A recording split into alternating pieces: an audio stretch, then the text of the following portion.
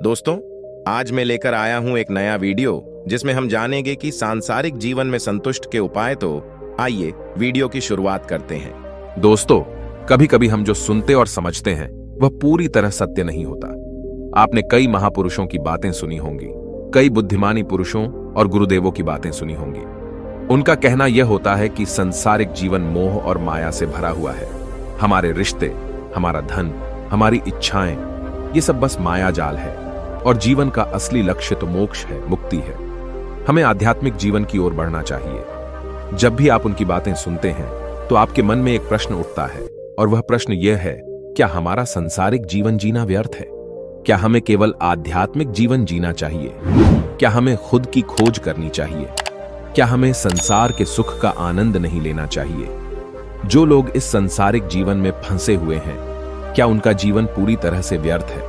किसी को अपने माता पिता के लिए धन कमाना है तो कोई अपने परिवार को सुखी देखना चाहता है, कोई अपने बच्चों की चिंता में दुखी है तो कोई अपने लिए कुछ करना चाहता है, नाम कमाना चाहता है, कोई अपनी प्रेमिका को खुश रखना चाहता है, कोई अपने प्रेमी को पाना चाहता है, कोई बड़ा आदमी बनना चाहता है तो कोई राज करना चाहता है, कोई साधारण जीवन जीना चाहता है। इसी प्रकार हम सभी के तरह तरह के सपने हैं, तरह तरह के विचार हैं। हम सभी को अपने जीवन में कुछ ना कुछ तो चाहिए ही, परंतु ये सभी बुद्ध पुरुष जब हमारे सामने आते हैं तो हमारे इन सपनों को तोड़ मरोड़ के रख देते हैं। जब कहते हैं कि संसारिक जीवन व्यर्थ है और खुद को जानो, खुद को पहचानो, आध्यात्मिकता की राह पर चलो, तब उस वक्त हमारे मन में, हमारे मस्तिष्क में तरह तरह के विचार उत्पन्न होने लगते हैं। तब हमें यह समझ नहीं आता कि आखिर हम संसारिक जीवन जिए या फिर आध्यात्मिक जीवन। आखिर हम क्या करें? आपके साथ भी कभी न कभी ऐसा तो हुआ ही होगा। क्या आपके भी मन में ऐसे कोई प्रश्न हैं तो आप हमें कमेंट में जरूर बताइएगा।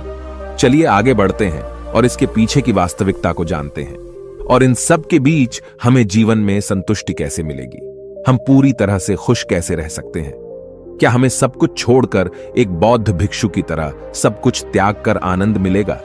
हमारे रिश्ते, पैसा कमाने की इच्छाएं, परिवार के साथ संबंध, हमारे दोस्त, क्या यह कुछ मायने नहीं रखते?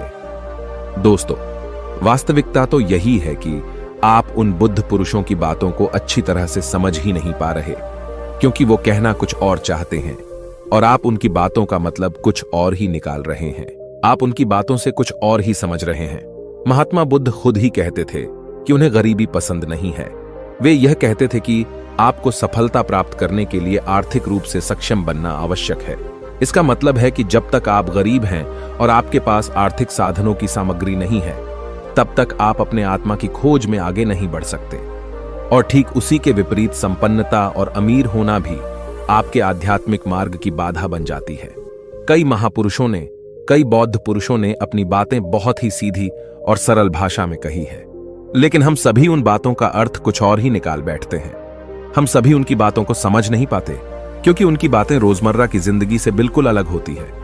वे लोग कहना तो कुछ और चाहते हैं, लेकिन हम में से ज्यादातर लोग उनकी बातों का मतलब कुछ और ही निकाल लेते हैं और उसे अपने जीवन में उतारकर हम अपना पूरा जीवन पूरी तरह से बर्बाद कर लेते हैं। चलिए इसे कहानी के माध्यम से समझते हैं।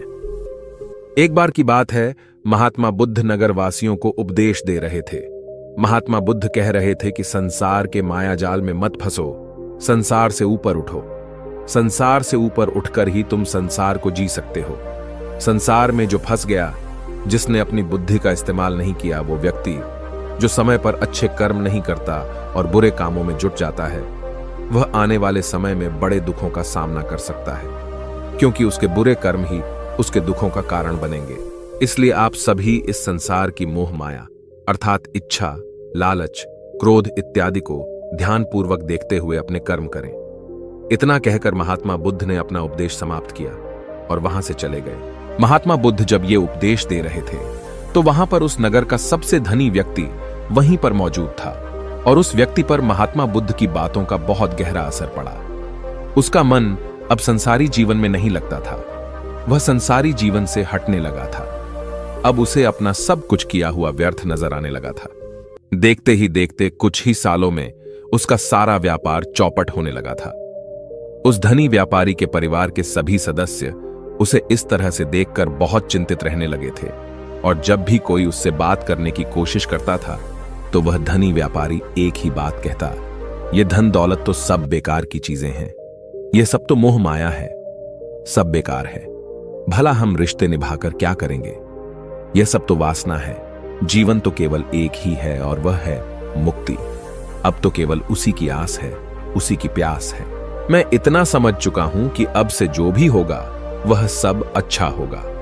अब से उसने व्यापार पर भी ध्यान देना बिल्कुल बंद कर दिया था और देखते ही देखते वह धनी व्यापारी उस नगर का सबसे गरीब व्यक्ति बन चुका था।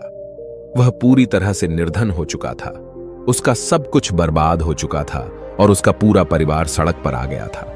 एक दिन जब उसके घर में खाने के लिए कुछ नहीं बचा तो उसने अपने आप से कहा, यह मैंने क्या कर दिया? सब कुछ तो बहुत अच्छा चल रहा था, लेकिन मैंने अपने हाथों ही सब कुछ बर्बाद कर दिया। आज मेरे परिवार का हर एक सदस्य भूखा है, उनके पास खाने के लिए कुछ नहीं और मैं उनके लिए कुछ नहीं कर पा रहा। वह यह सब सोच ही रहा था कि तभी उसे याद आया कि उसने महात्मा बुद्ध की बातों में आकर अपना जीवन बर्बाद कर लिया। न तो उसे मुक्ति मिली और न ही धन। वह सोच रहा था, मैं तो कहीं का नहीं रहा, थोड़े थोड़े भोजन के लिए भी आज मुझे रोज मरना पड़ता है, हर रोज मुझे मेहनत करनी पड़ती है, तब जाकर मेरे परिवार को 2 वक्त की रोटी मिल पाती है। अपने परिवार की इस तरह से बुरी हालत देखकर उससे रहा नहीं गया। वह बहुत चिंतित रहने लगा था, वह बहुत परेशान हो चुका था। एक दिन वह अपने घर से भाग गया।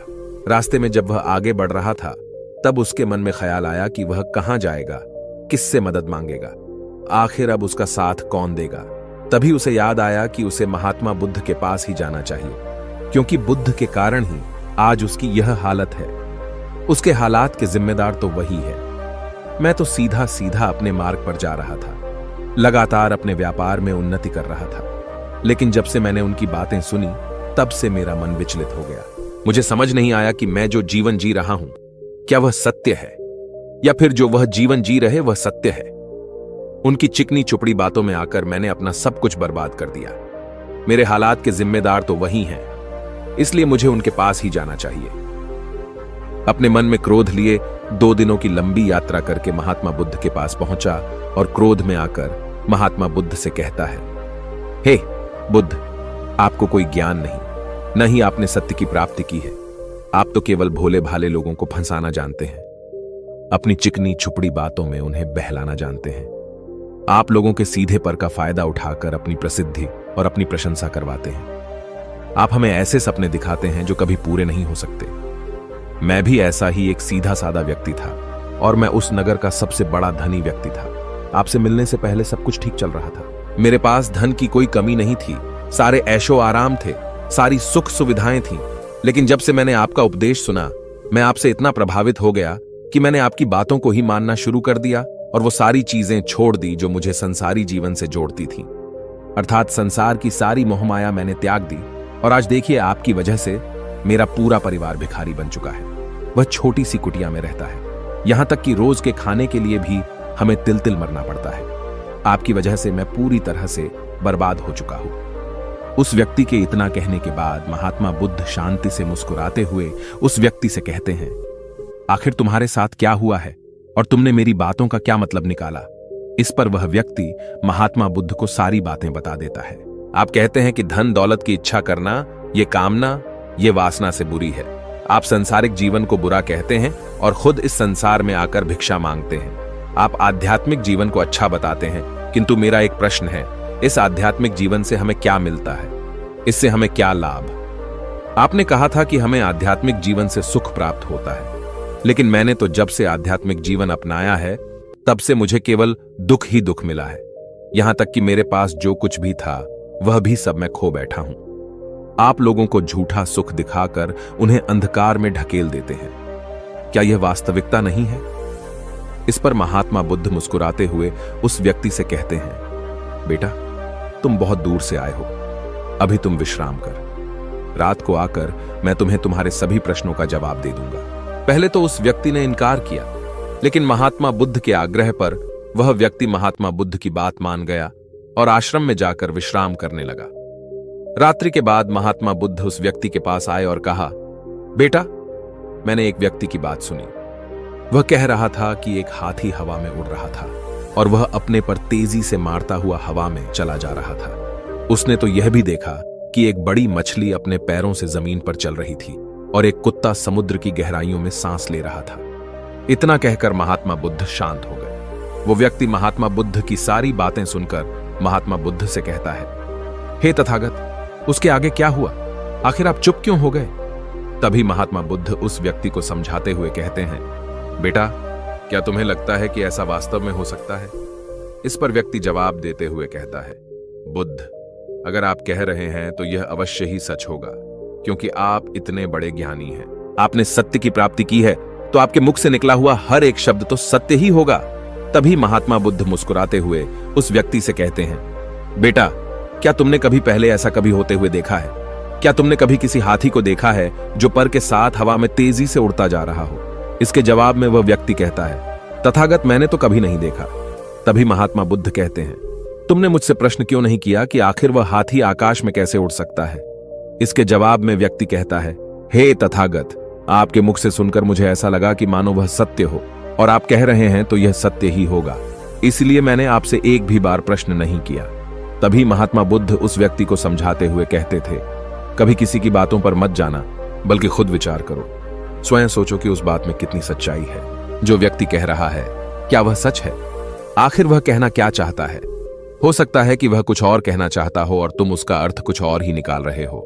कम से कम तुम्हें एक बार प्रश्न करके यह समझना तो चाहिए कि आखिर वह कहना क्या चाहता है।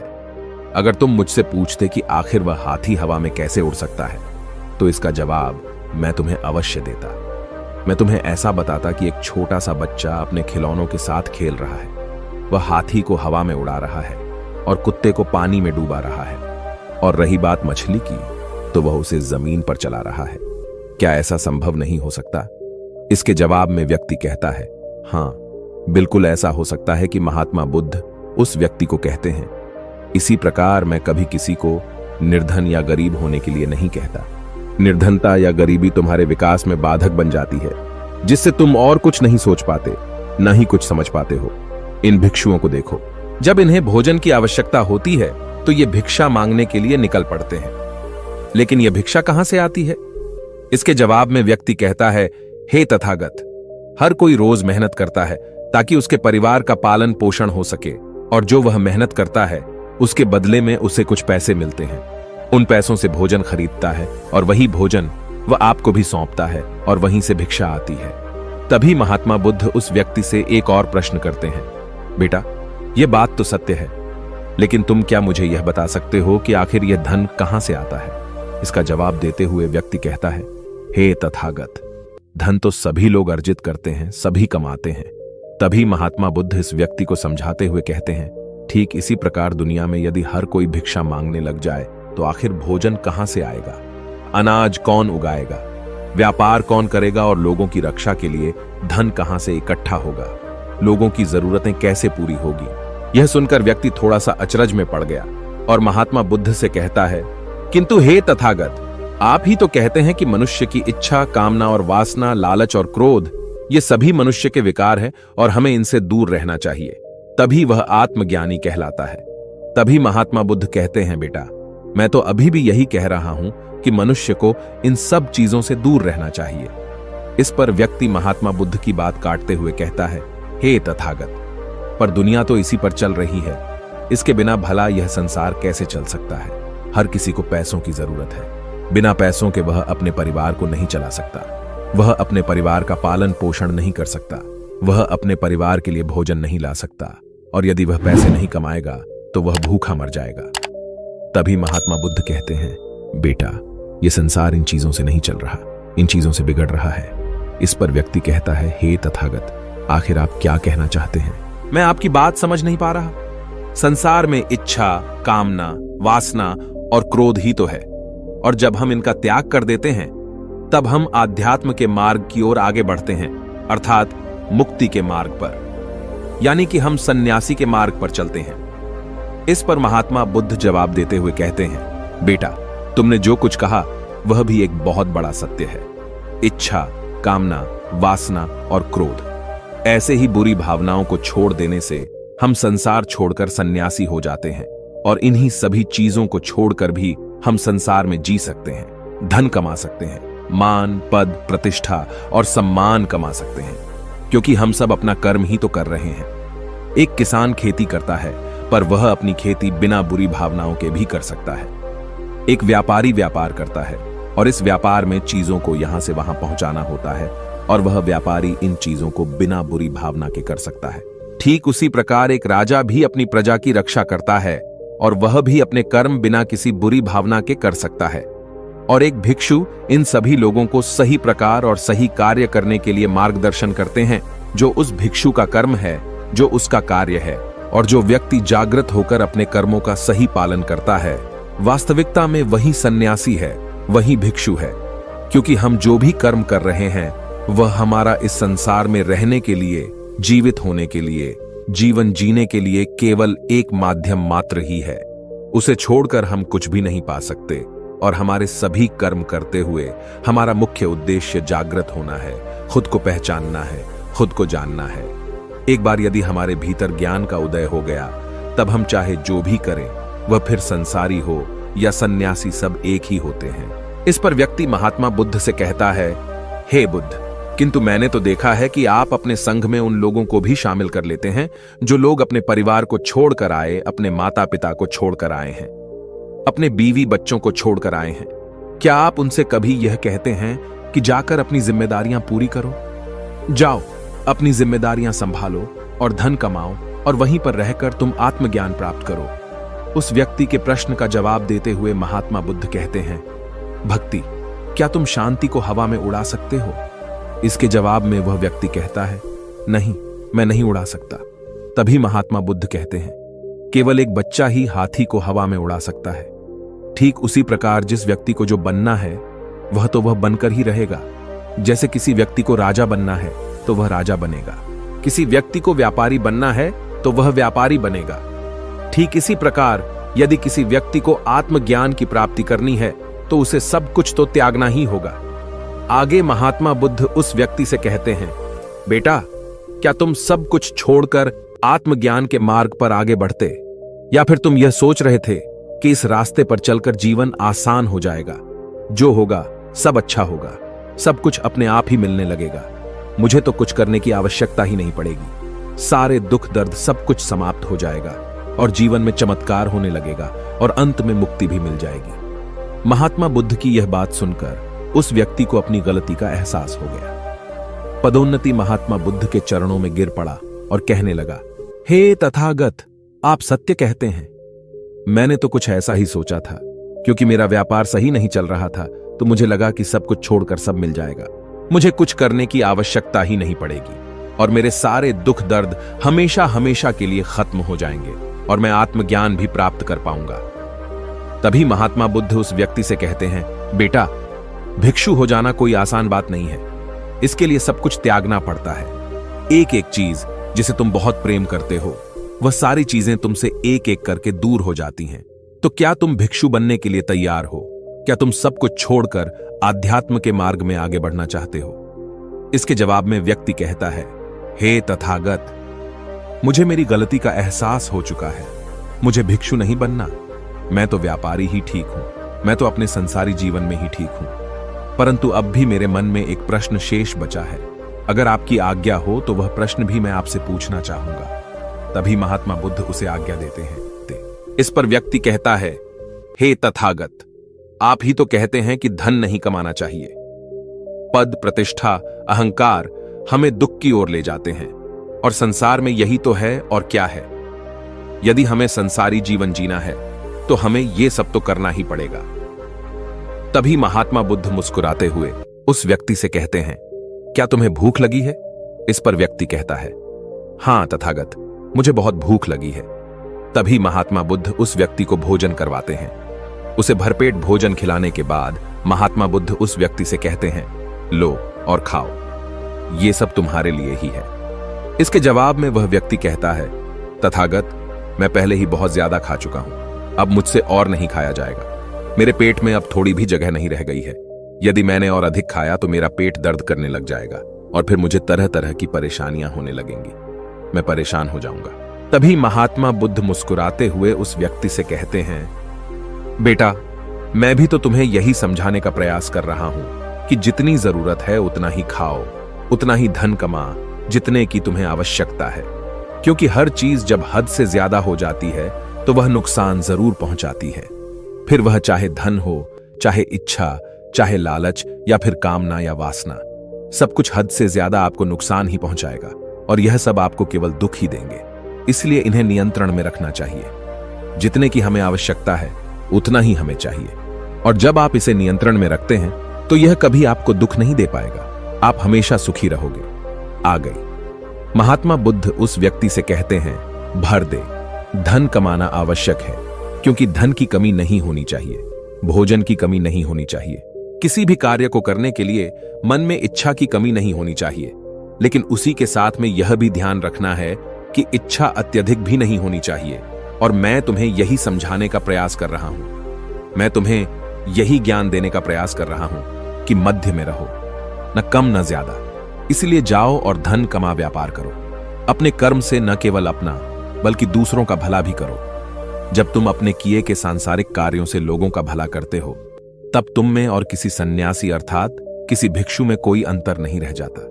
बस सभी के मार्ग अलग होते हैं, लेकिन मंजिल एक ही होती है और तुम कभी मार्ग से भटक न जाओ। इसलिए ऐसे लोगों की संगत में रहना जो तुम्हें आत्मज्ञान के सीधे मार्ग पर ले चले, जो सांसारिक जीवन से हटकर नए जीवन में प्रवेश करवाएं, क्योंकि वे लोग बुराइयों से लड़ने में तुम्हारी मदद करेंगे। तुम्हें ताकत मिलेगी और तुम लगातार बिना विचलित हुए आध्यात्म के मार्ग पर लगातार आगे बढ़ते चले जाओगे।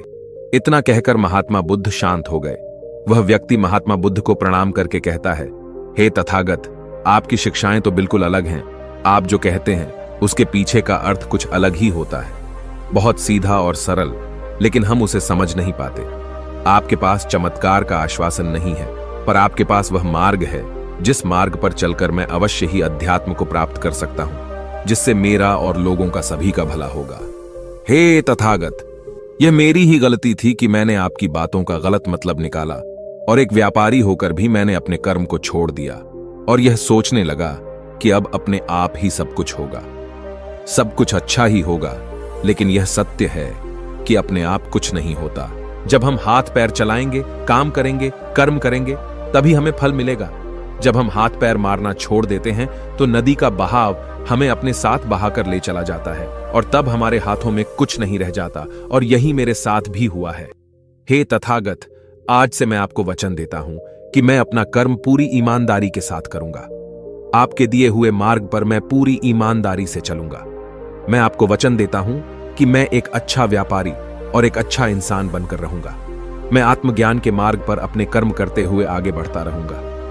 इतना कहकर वो व्यक्ति महात्मा बुद्ध को प्रणाम करके वहां से लौट गया।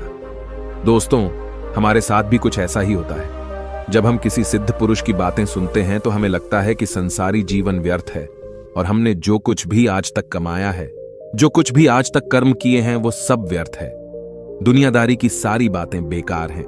हमें तो आत्मज्ञान के मार्ग पर बढ़ना चाहिए, वही सही राह है। लेकिन हम कभी अपने भीतर नहीं देख पाते कि हमें आत्मज्ञान की कोई जरूरत नहीं है, क्योंकि आज हमारा वक्त बुरा चल रहा है और हमें कोई रास्ता नजर नहीं आ रहा। तब हमें आत्मज्ञान नजर आ रहा है, और जब कल हमारा वक्त अच्छा होगा, हमारे जीवन में सुख होगा, तो आत्मज्ञान कहां पर होगा यह हमें ज्ञात नहीं। इसीलिए जो आत्मज्ञान के मार्ग पर चलते हैं उन्हें सुख और दुख से कोई फर्क नहीं पड़ता, उन्हें अपने व्यवसाय से भी फर्क नहीं पड़ता, उन्हें जीवन की झंझटों से भी फर्क नहीं पड़ता। वह तो बस आत्मज्ञान के इस मार्ग पर खुशी खुशी चलते रहते हैं और अपनी मंजिल तक पहुंच ही जाते हैं। दोस्तों, आपको यह वीडियो कैसा लगा है प्लीज कमेंट करके जरूर बताएगा और वीडियो को लाइक कर दीजिएगा। अगर आपने इस चैनल को सब्सक्राइब नहीं किया है तो प्लीज सब्सक्राइब कर लीजिएगा। Thank you.